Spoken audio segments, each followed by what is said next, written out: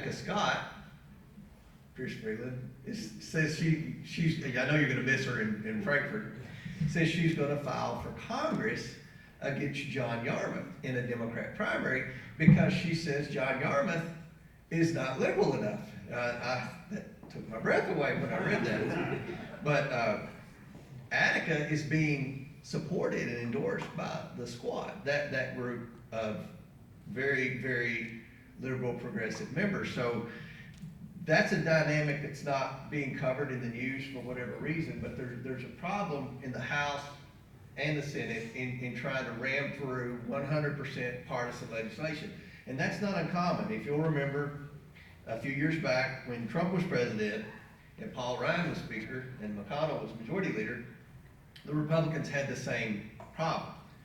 And it's just very difficult to get everyone to agree on every single piece of legislation, and you always have members who will want to be a little different, because if you're a little different, you get on the news a lot more, and it just creates a very challenging environment to govern, whether you're Republican or Democrat. So both parties have experienced this over the last 3 years, and I think that you've got a situation now where the President Biden, is going to have to try to somehow incorporate Republicans into legislation, whether we've seen a minor attempt with the infrastructure bill, but in passing a budget, a spending bill, any type of major legislation from here on out, I think it's gonna have to be bipartisan, as it should be. Our system was set up to be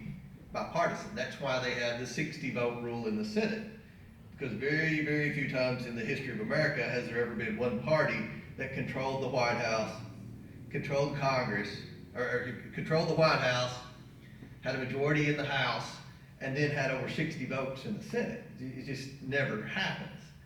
And when President Trump suggested to end the filibuster a few years ago, the media was very hard on him. How dare he think about doing that, destroying the institution, abuse of power.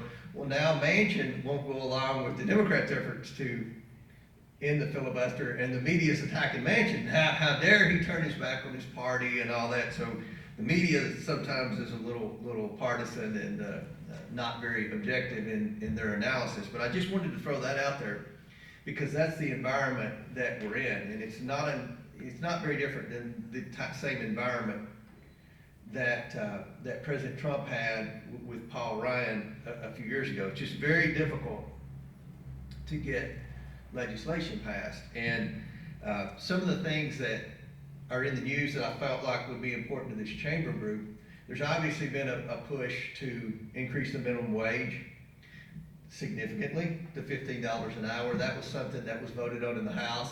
I voted no on that. I believe in, the market will dictate wages. And what we're seeing is wage inflation now, for better or worse, because there's a shortage of workers. So there are ways to achieve some of the goals, I think, that some of the more liberal members want without legislating it. The market will dictate a lot of things. And unfortunately, we have a major shortage of workers. I think that's partly because of bad policy in Washington that paying people not to work and incentivizing people not to come back to work and to stay on unemployment longer.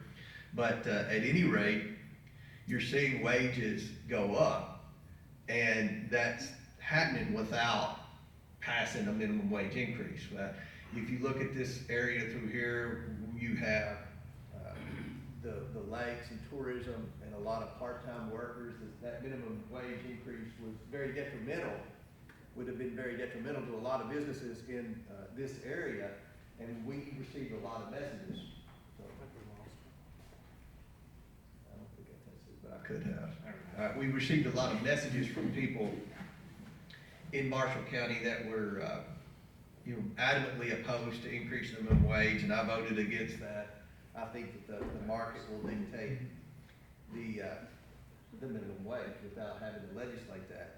Also, you're seeing a push, I think, a negative push from an executive order standpoint to increase regulations. And you look at this area as a huge agriculture area as well. One of the regulations that I was glad we got rid of during the Trump administration is kind of popped back up now in the Biden administration. That's the waters of the U.S. I want to have clean water. I'm a farmer by trade. Every farmer I know wants to have clean water. We want to make sure that the land is in better shape for the next generation than it was when we received it. That's just the way farmers are. But you've got a situation where you've got a rule, a regulation called the waters of the U.S. that's supposed to protect clean water and all that, which we all want. But it was written by someone that I can assure you has never worked on a farm or has any concept of agriculture. And they redefine what a navigable stream is. A navigable stream is what I saw this morning on the Ohio River with a barge going down the Ohio River. That Ohio River is a navigable stream. And I'm not exaggerating when I say that the waters of the U.S. would say any body of water over, that has water in over 7 days would be treated as a navigable stream. That's what we call broken low. and the reason that's important is you can't plant corn or soybeans or tobacco or whatever you're farming through that mud puddle because it's a navigable stream. And you have to go around it. Well, if you've ever farmed, you can't do that. It messes everything up. It takes significantly more land out of production than the bureaucrat would envision. And it's just a burdensome, unnecessary regulation that doesn't add anything. We've invested a lot of money. When I was Commissioner of Agriculture, working with a group of farmers in Christian County, there was a stream that the EPA came in, a little creek through Christian County, Hopkinsville, that they said had high levels of nitrogen, phosphorus, and potassium in it. That's fertilizer, NPK, right? And they just assumed that the EPA said, well, that's coming from farmers. They need to pass some kind of rule and regulation to where they back off the streams and take more land out of production and have filters and all that. We spent money with the Tobacco Settlement Fund, Chris, with the Ag Development Board on source verifying the water nutrient testing to see where was that nitrogen, phosphorus, and potassium, was that really coming from fertilizer? If it was, then we wanted to fix it because no farmer wants to pollute the stream. And if we're paying for fertilizer, it's very expensive. We don't want it ended up in the stream. We want it ended up in the soil. So what we found was it was coming from human. And it was from the sewage treatment plant up the stream. But they just assumed that it was coming from farmers.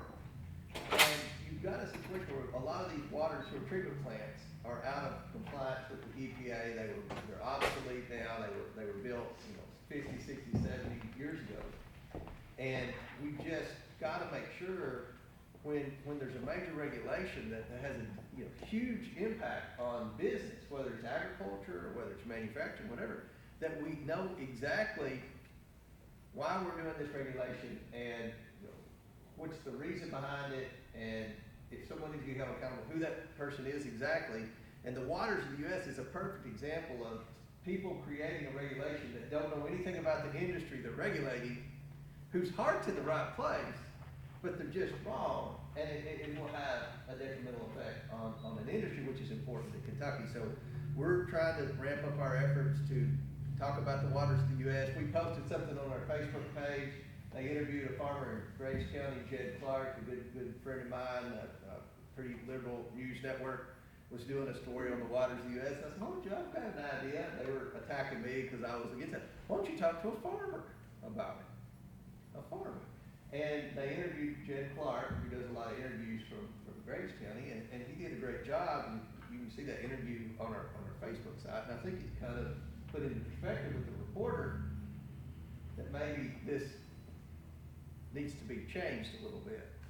And unfortunately, a lot of regulations are implemented without talking to the people that it affects. So that's one of the roles the chamber plays.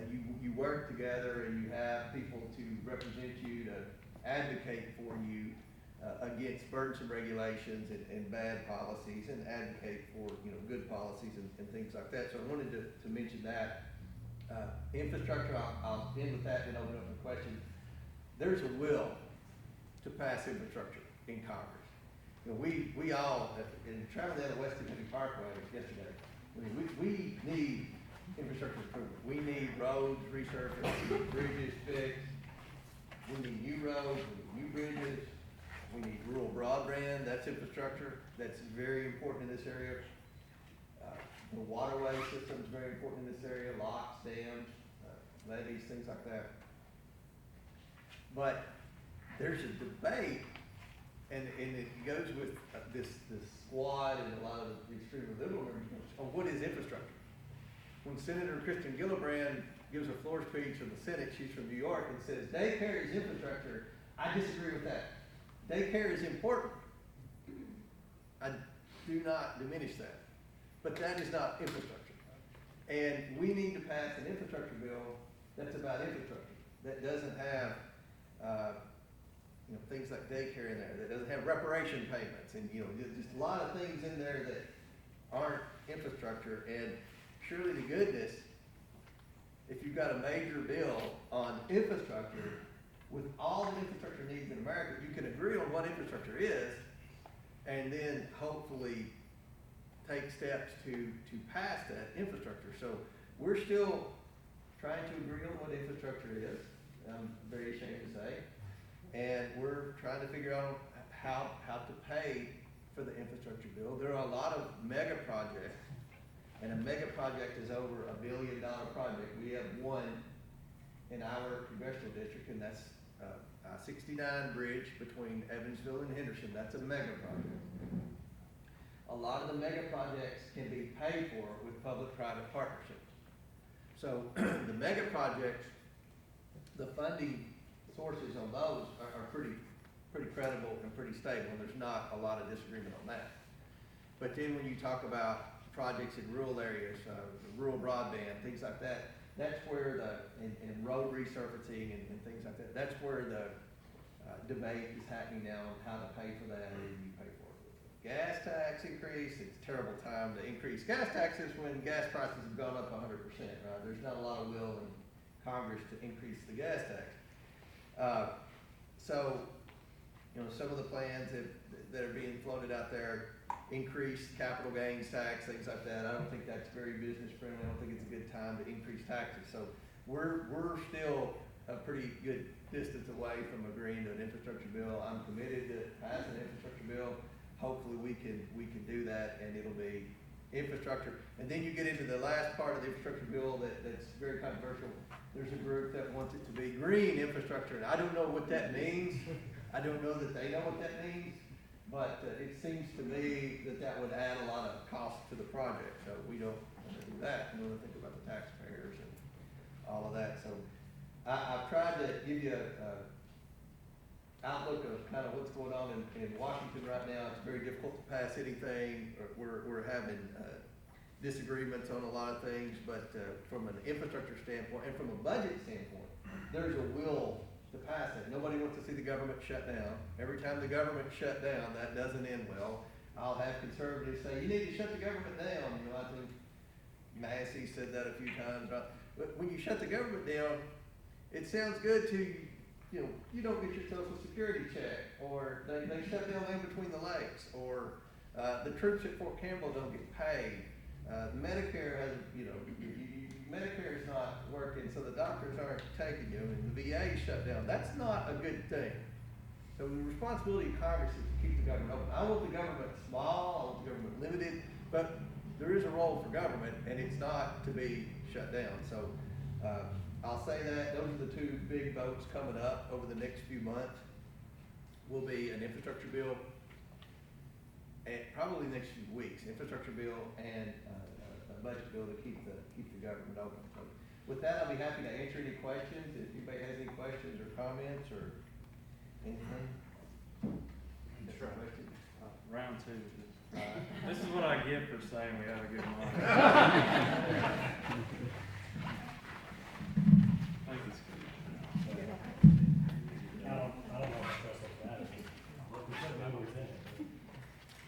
So it's not my fault. Yeah, well, we like that. It's my luck.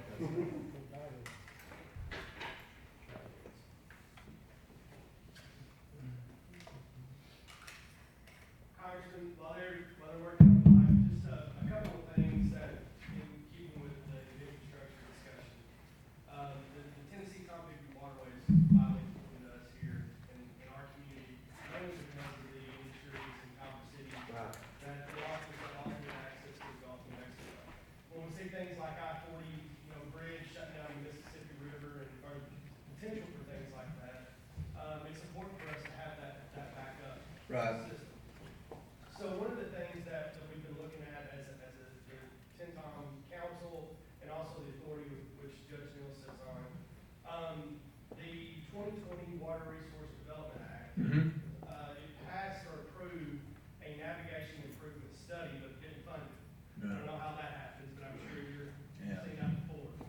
So one of the things we really need is funding for that improvement, study. And then the other thing, we discovered that the Corps of Engineers will not go along the waterway and clean out the sloughs and creeks and everything else, which is causing a lot of shoaling in the waterway, which can hold back, traffic on that waterway. So just a couple of things, keeping with that infrastructure. I was glad that you mentioned the actual waterway. Absolutely. Waterway. And you know, there's a lot of support in Congress, more than I thought, for waterways funding for infrastructure. I think people recognize that, the less big truck traffic you have on the road, the more you can ship by barge. That's a better deal for everybody. So, I feel like that's been discussed. The WERDA bill you're talking about that didn't have the funding for studies and things like that. And the Corps of Engineers, as you know, is always a battle. They're the worst agency to deal with of them all. I'll say that publicly. You can quote me and everything else. They're the worst.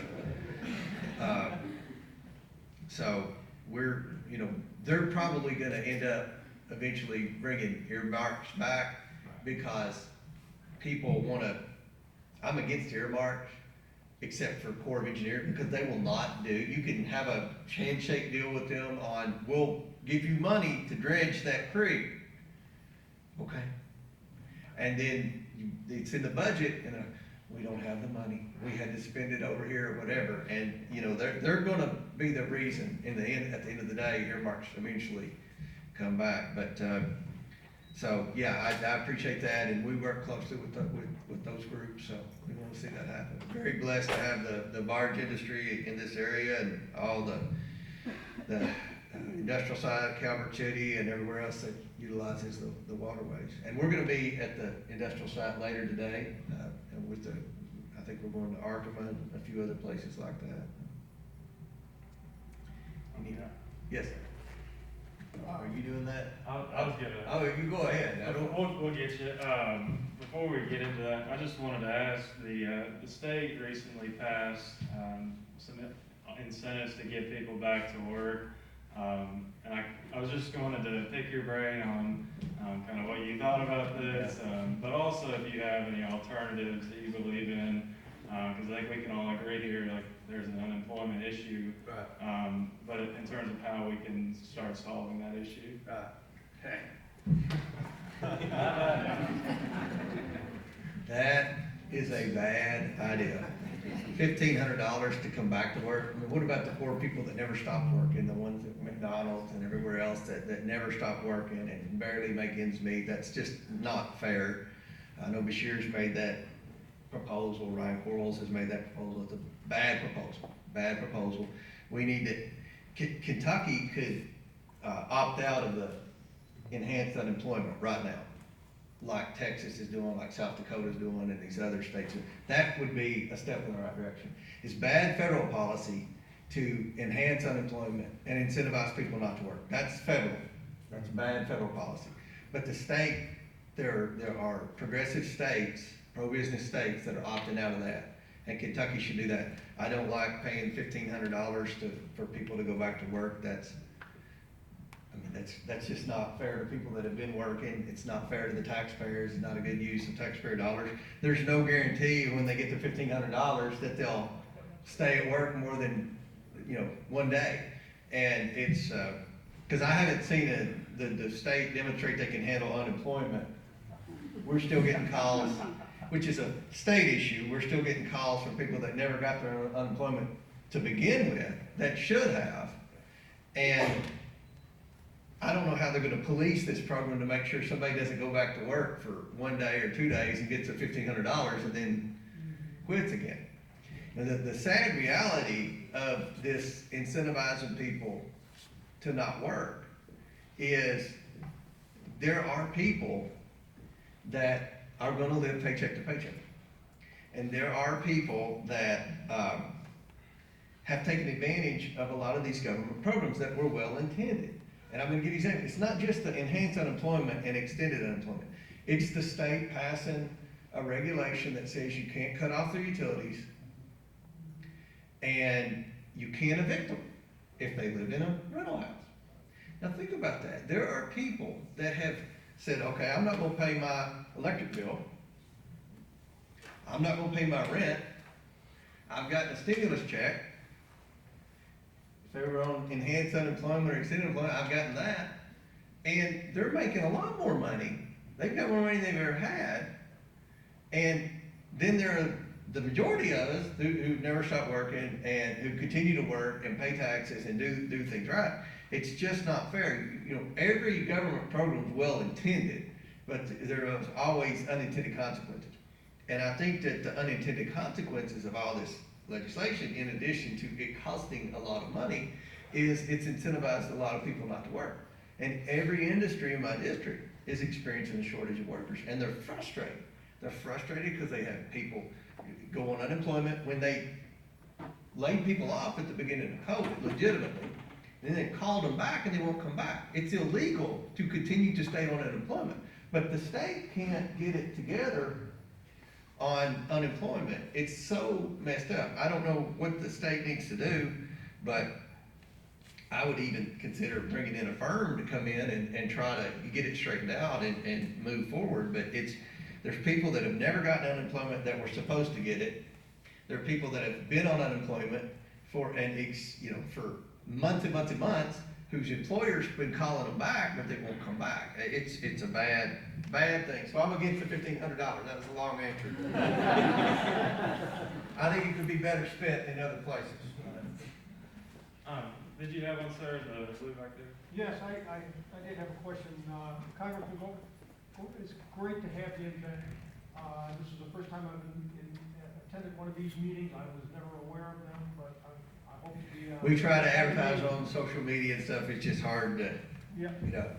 Just one question on the HR 1 bill. Mhm. That, The voting bill. Voting bill. Mhm. You know, when I hear on the media that the Republicans want to restrict Right. voting regulations, and I understand you want identification, we want Right. identification. And I'm just curious where that's at. I haven't Yeah. heard anything lately. HR 1, and the federal government's the same way the state government is, Chris. And I think most of you know, I was in the state legislature for 11 years before I came to Congress, but the number 1 bill is the priority bill for the majority party. So HR 1 would be like HB 1, HR, House Resolution 1 in the Washington would be like House Bill 1 in Frankfurt. It's the priority bill for the majority party.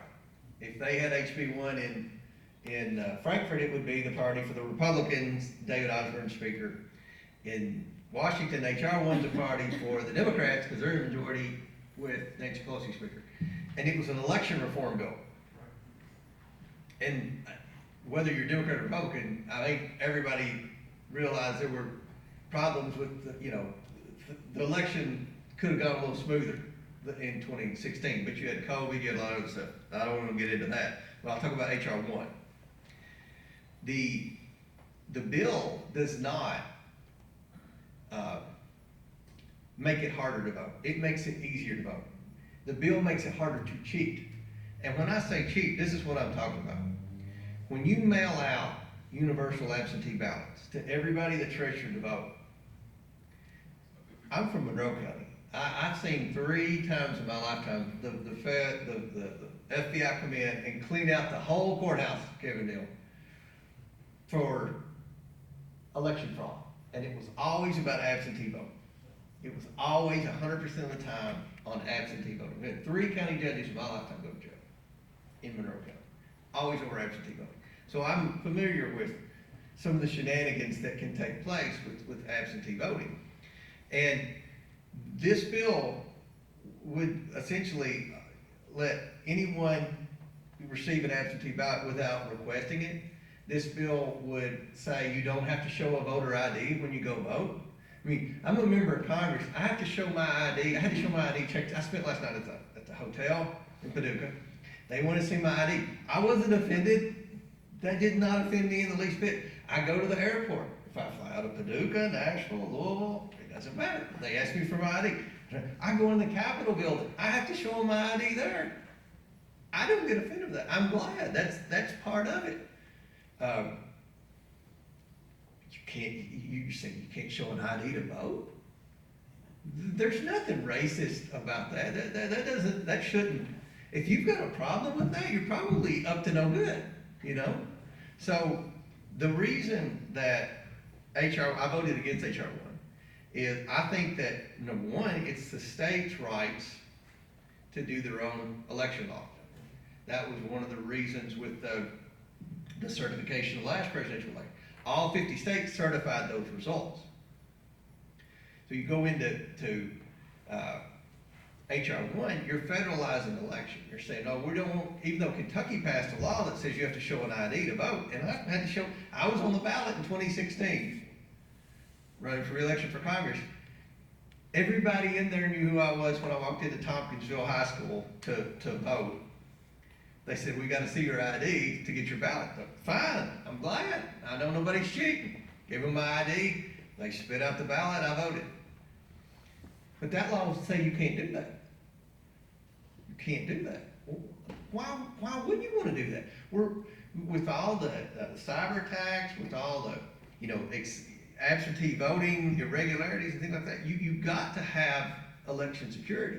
So one of the good things that a state like Georgia did, and the media's attacked Georgia for making it harder to vote, they haven't. Instead of voting on one day, they've got early voting now. And that's what we're gonna start seeing in every state. Instead of having elections on one day, and if you're a candidate, it's very frustrating because it's hard to get people to show up on election day, especially if they drive by the polling place and there's a line of people out the door.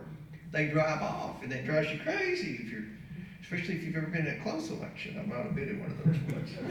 But we need to make it easier to vote.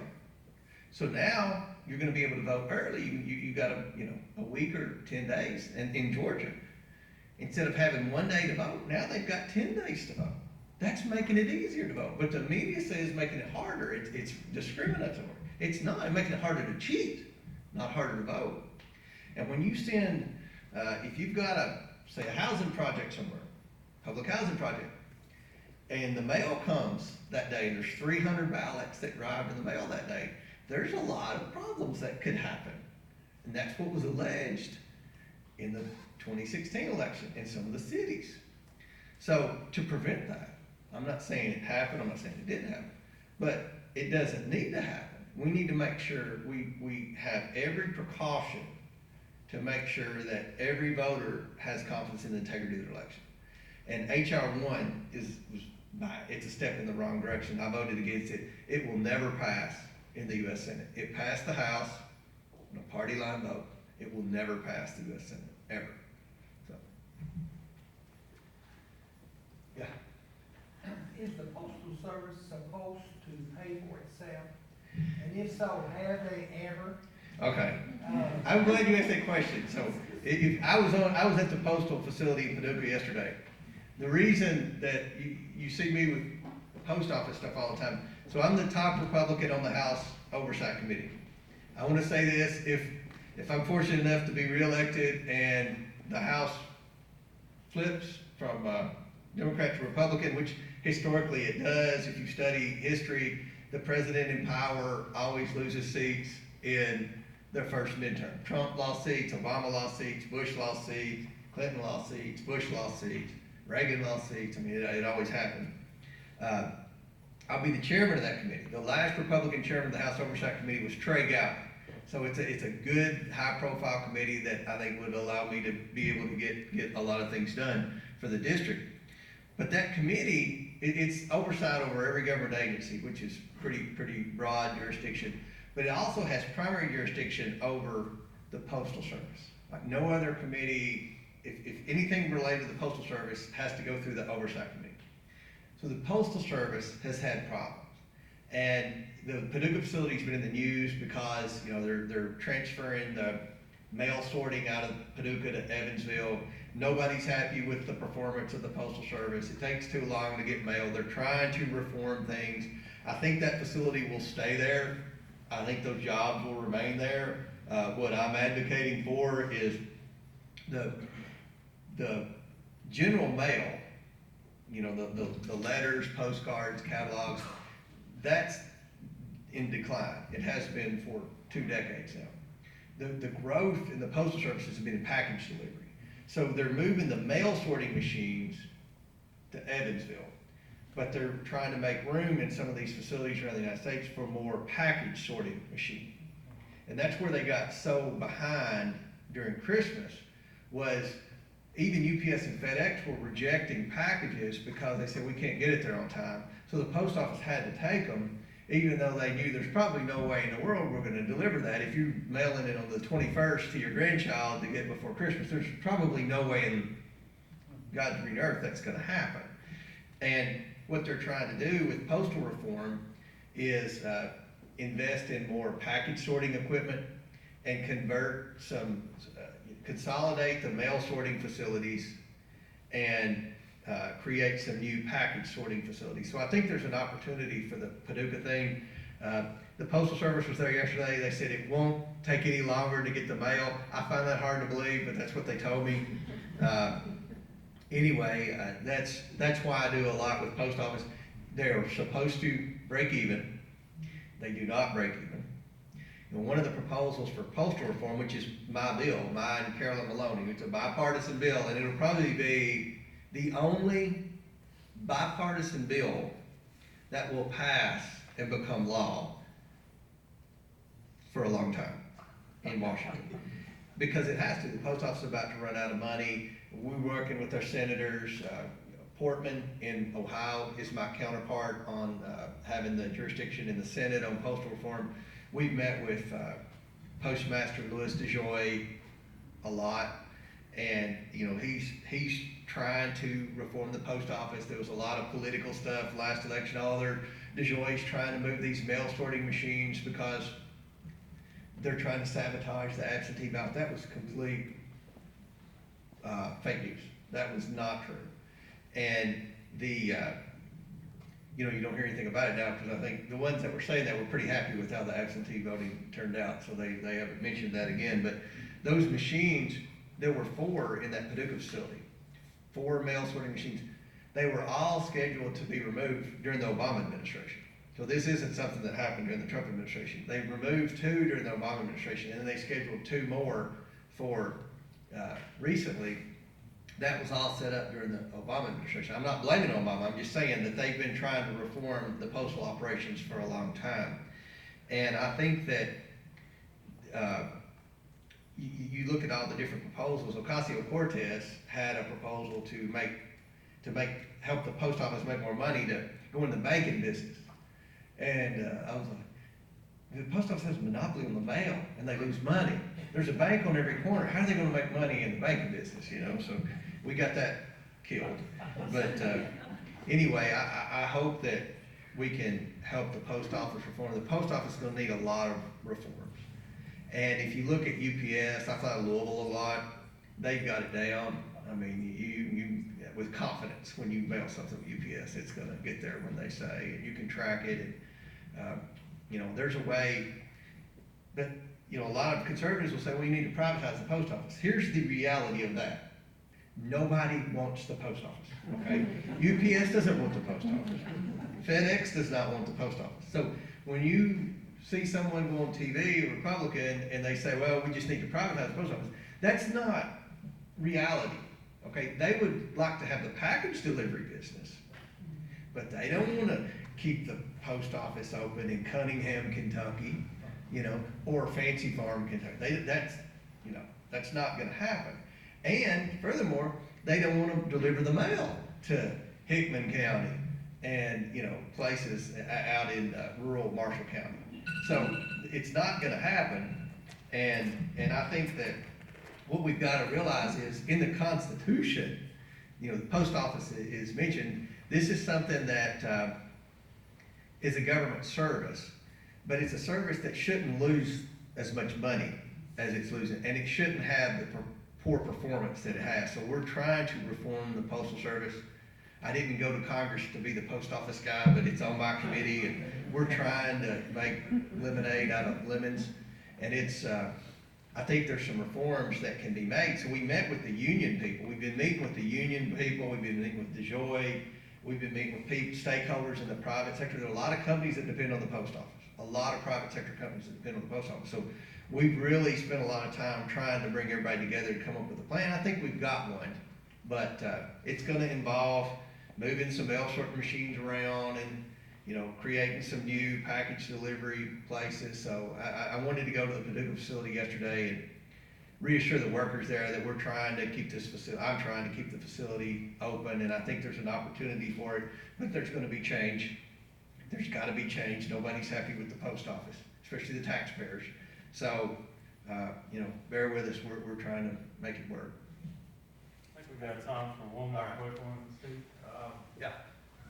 Information on immigration. Yeah, that's been a tough issue for the whole 4 years I've been in Congress. Coming from agriculture, I understand that you have to have guest workers to come in.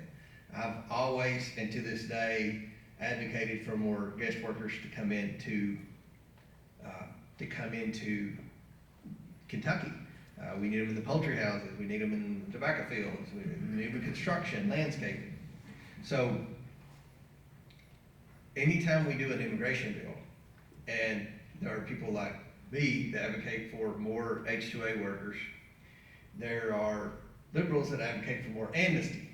And anytime you throw amnesty in, it's a deal breaker, because my district is overwhelmingly against amnesty. Now, there's a legal process to come to the United States, and, you know, every day there are people that come to the United States legally, and that will continue, but,